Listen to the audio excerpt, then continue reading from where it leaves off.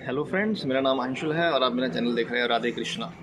तो जो पहली बार मेरे चैनल पर आया है, मैं वीडियोस बनाता हूँ माल्टा से रिलेटेड। मैं पिछले 3 साल से माल्टा में रह रहा हूँ। और अगर आप यूरोप में किसी भी कंट्री में आना चाह रहे हैं और जॉब करना चाह रहे हैं या टूर पे भी टूरिस्ट वीज़ा भी बनाना चाह रहे हैं तो आप मुझसे कांटेक्ट कर सकते हो। मैं सीवी बनाता हूँ, कवर लेटर बनाता हूँ जो यूरोपियन मार्केट में एक्सेप्टेबल है।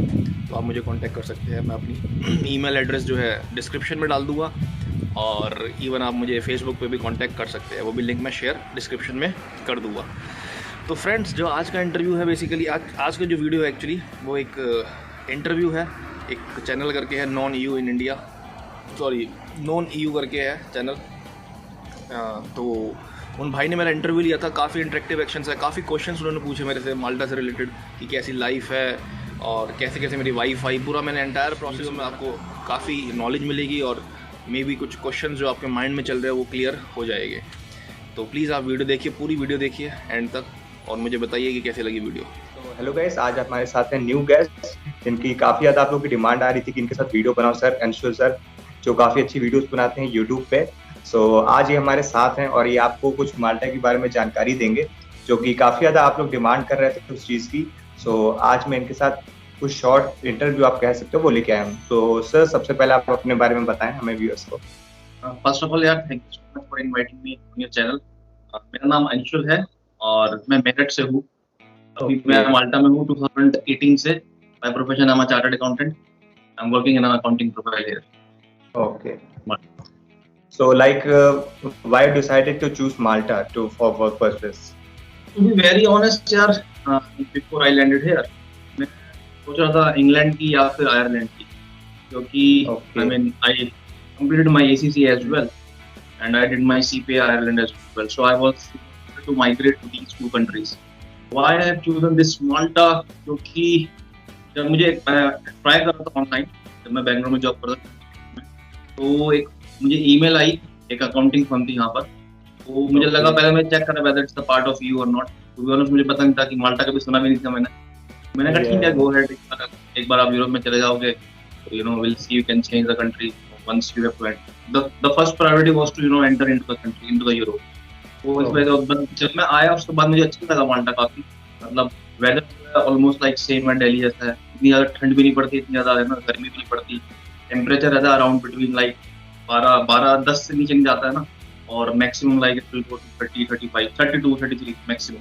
और सबसे बड़ी बात, इंग्लिश स्पीकिंग कंट्री है ना। आयरलैंड हो गया या ये माल्टा हो गया, ऑफिशियल लैंग्वेज जो है माल्टीज के अलावा इंग्लिश है।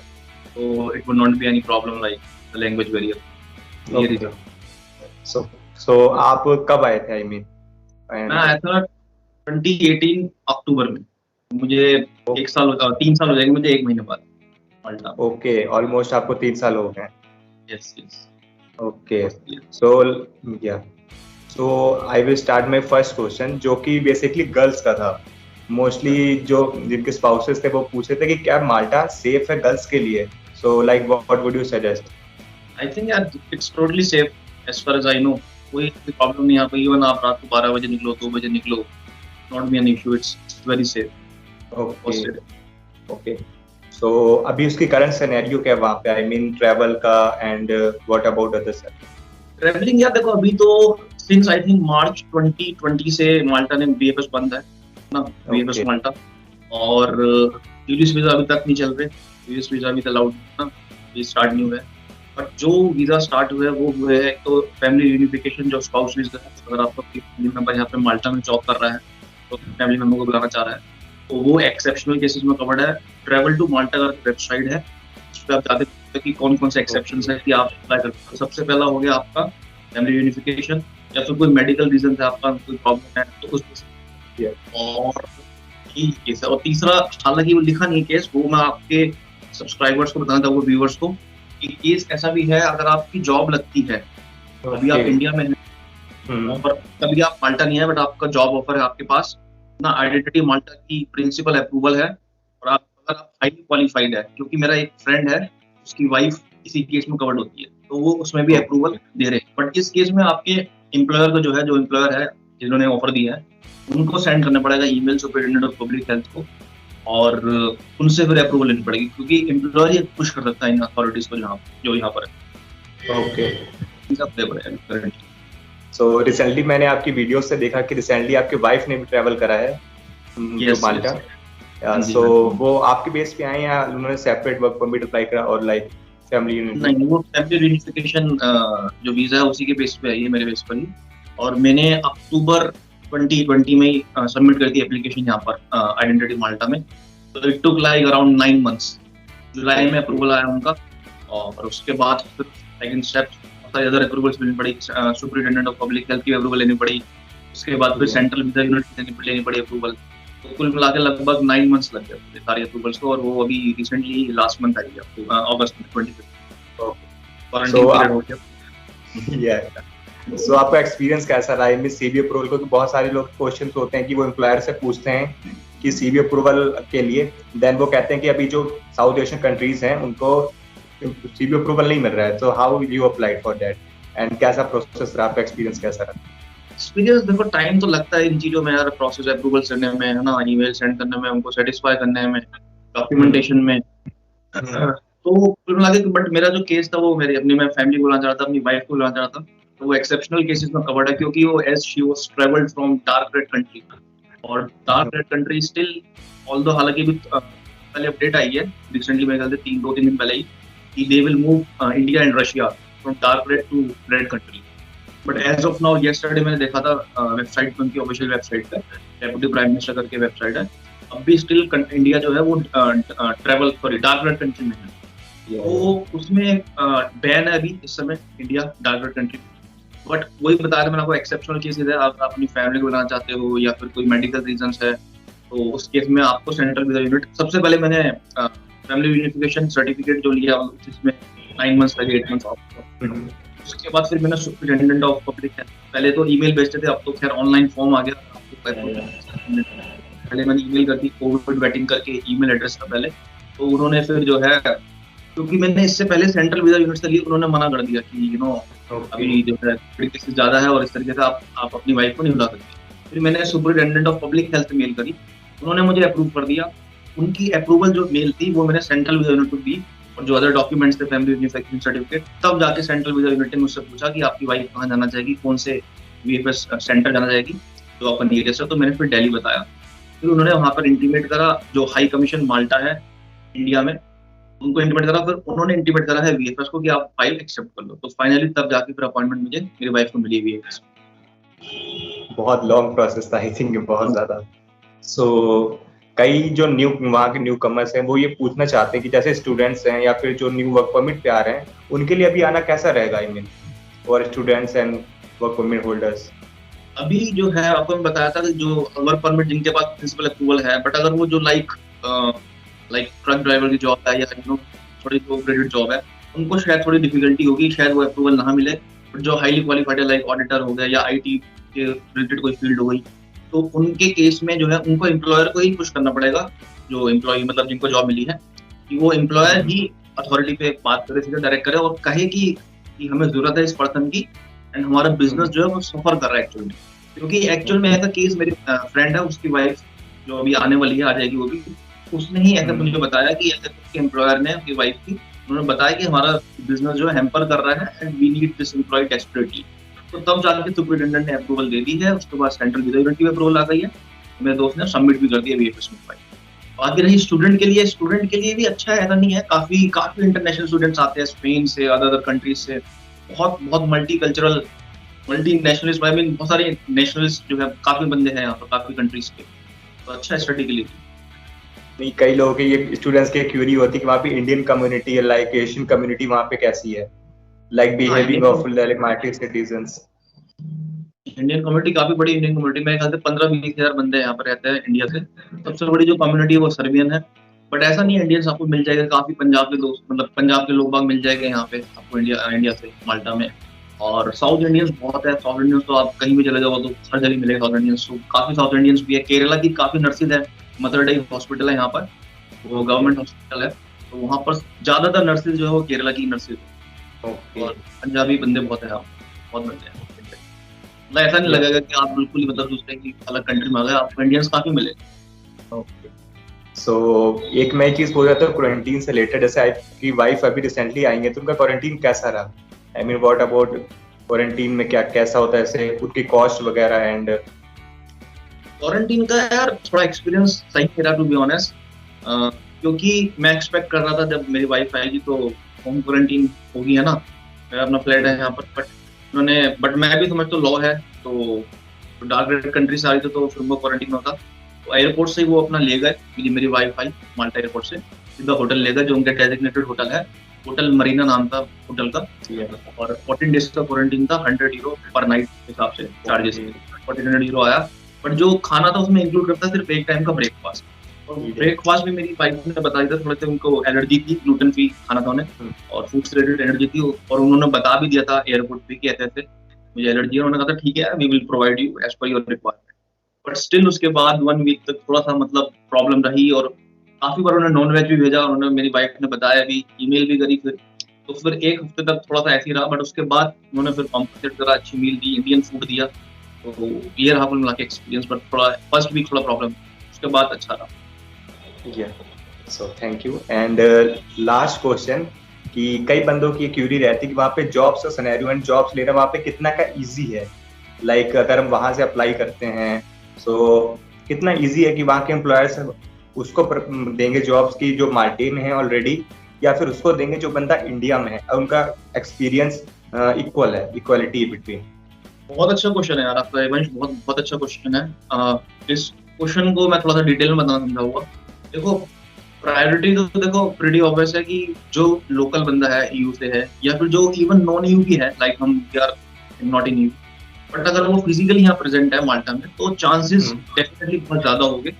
बट ऐसा नहीं है कि अगर आप इंडिया में हो, लाइक फॉर माई एग्जाम्पल मैं अपना केस बताऊंगा, मैं उस समय इंडिया में था, बेंगलुरु में जॉब कर रहा था ना, बट मैं ट्राई करता रहता था, है ना, हालांकि इस समय कोविड चल रही सिचुएशन मैं समझ सकता हूँ, बट ऐसा नहीं है कि इम्पॉसिबल है। बट अगर आप इंडिया में हो still there are still chances, अगर आप ज्यादा try no hard, you have to try hard, you have to find new websites related to your field, है ना, और अपना सीवी सबसे बढ़िया सबसे बेहतरीन जो टूल है वो सीवी होता है, कि सीवी से आप आपको मार्केट कर पाओगे, और सीवी आप वही अडॉप्ट करो, लाइक यूरोपास सीवी है वो अडॉप्ट करो आप, है ना, उसे फॉलो करो, उसे उस तरीके से बनाओ अपना यूरोपास सीवी पे, तो चांसेस ज्यादा है, ऐसा मतलब ज्यादा इन द सेंस मतलब आप ज्यादा जितना ज्यादा हार्ड वर्क करोगे ऐसा नहीं है, चांसेस है ये नहीं मिल सकते थे, it's not nothing is impossible. So like what was your experience, आपको कितनी की हार्ड वर्क करना पड़ा कि आपको जॉब लेने दो वहाँ पे? सॉरी आपको कितनी मेहनत करनी पड़ी, मतलब आपने कितनी जगह अप्लाई करा, कि जैसे 10 to 15 एप्लीकेंट, कितनी एप्लीकेशन करी आपने जो आपको रिस्पांस आ गया? एक्चुअली तो कोई याद नहीं, बट इससे पहले मैं जो था माल्टा से पहले बेंगलुरु जॉब करता, उससे पहले मैं था लैटविया में, तो उसके बाद जब मैं आया इंडिया आया मैं, तो मैंने अराउंड मैं आ गया था दिसंबर में आ गया था मैं 2017 में इंडिया। उसके बाद फिर 2018 जब आया तो मैंने तकरीबन अराउंड 3 मंथ्स मैंने अप्लाई करी, और फरवरी में मेरा इंटरव्यू हुआ, फिर जो है जिस एम्प्लॉयर ने मुझे हायर किया था, जिसने मुझे बुलाया था माल्टा में फर्स्ट टाइम, उसके बाद फरवरी में एक ईमेल आया, और वो वेबसाइट में आपको मैं मेंशन करना चाहूंगा करके, यूरोपास, मुझे ध्यान नहीं आ रहा, मैं आपको बाद में बताऊंगा, कोई वेबसाइट मुझे अभी याद है, उस वेबसाइट के थ्रू ही मुझे वो एम्प्लॉयर मिला था, और इसमें जो है मुझे 3 मंथ्स लगे, मतलब टू गेट अ जॉब। उसके बाद जो वर्क परमिट का प्रोसेस था मुझे, वो उसमें लगे अप्रोक्सीमेटली 6 मंथ्स उस टाइम। हालांकि अब बहुत फास्ट हो गया है, जो मैं अपना बता रहा था, मेरे फ्रेंड की जो वाइफ है उनको शी आई थिंक सिर्फ 10 दिन लगे, took like 10 days hardly, and she got the municipal approval from Identity Malta. Yeah. So like ये तो आपको पता है कि आईटी की डिमांड एवरीवेयर इन वर्ल्ड बहुत ज्यादा है, हेल्थ केयर की माल्टा में है, एजुकेशन सिस्टम माल्टा का अच्छा है, ये मैंने सुना है। सो आपको क्या लगता है इसके अलावा और कौन सी वहाँ पे डिमांड जॉब है, वहाँ पे हाई डिमांड जॉब्स माल्टा में? देखो सबसे पहले तो मैं बताऊंगा अकाउंटिंग की बहुत जॉब्स है, ऑडिटिंग की बहुत जॉब्स है, ठीक है, आईटी से रिलेटेड बहुत जॉब है, और जो आईटी से रिलेटेड है वो आई गेमिंग कंपनीज है, यहाँ पर बहुत बड़ा सेक्टर है, बहुत बड़ी जो जीडीपी में कंट्रीब्यूट करती है आई गेमिंग सेक्टर, आई गेमिंग में बहुत डिमांड। एग्जैक्टली मुझे याद नहीं पोजीशन, लाइक वेब डिजाइनर और यू नो आईटी इस टाइप का, मुझे पता नहीं प्रोफाइल्स क्या क्या होती है आईटी की, बट आईटी की आप किसी भी गेमिंग कंपनी में जाओगे, लाइक पुश गेमिंग करके एक कंपनी है, आप उसकी वेबसाइट में जाइए, करियर्स में जाइए, सारे आपको ओपन पोजीशन दिख जाएगी, और सबसे बड़ी कंपनी है यहाँ पर आई गेमिंग में एवोल्यूशन, बहुत बड़ी कंपनी है, बहुत बड़ी इंटरनेशनल कंपनी, बहुत सारी ब्रांचेस है काफी कंट्रीज में, तो उसमें भी आईटी की जॉब काफी है। उसके बाद बार टेंडर की बहुत रिक्वायरमेंट है ना, और हॉस्पिटलिटी में लाइक केयर की बहुत डिमांड है। जो बुजुर्ग है ना इंसान, मतलब बंदे होते हैं, उनकी टेक केयर करने के लिए उनकी काफी रिक्वायरमेंट है। और आपका रेस्टोरेंट्स में सर्विस पर्सन की बहुत रिक्वायरमेंट है। और क्या जॉब्स है, ऐसा नहीं है, हॉस्पिटलिटी इंडस्ट्री से रिलेटेड काफी जॉब्स है रेस्टोरेंट में। सो कई ज्यादा यहाँ पे क्यूरीज होती है इवन इंडिया एंड नेपाल, क्योंकि मेरी जो व्यूअर्स है वो मोस्टली इंडिया और नेपाल के ज्यादा है। तो मतलब आजकल एजेंट का भी आपको पता होगा, एजेंट ज्यादा बोलते हैं कि वहाँ पे लैक ऑफ वर्कर्स माल्टा में है। तो ऐसा क्या सच में है? माल्टा में सच में मतलब वर्कर्स कितने नहीं है? वो बाहर से हायरिंग जैसे नॉर्मल जॉब्स की होती है, क्लीनर की, वेटर की, या फिर जो लोअर कैटेगरी की जॉब्स होती हैं उनकी काफी ज्यादा हायरिंग होती है। तो क्या सच में ऐसा है कि वहाँ पे बहुत इस चीज की है? यार एज पर माई अंडरस्टैंडिंग, जो मैं समझता हूँ, मुझे लगता है कि रिक्वायरमेंट है।